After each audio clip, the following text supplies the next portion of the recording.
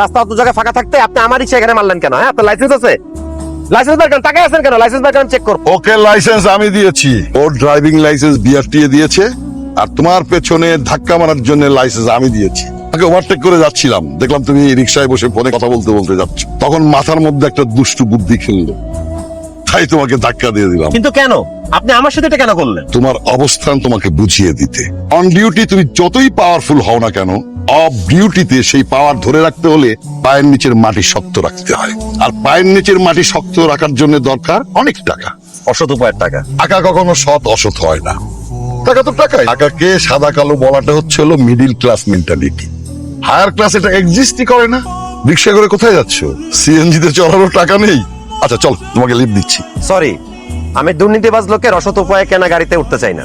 তার চেয়ে বরং আমার সৎ জীবন এবং এই সস্তা রিক্সায় জয়রাট অনেক উত্তম। আমি আসি, ভালো থাকবেন। আসসালামু আলাইকুম।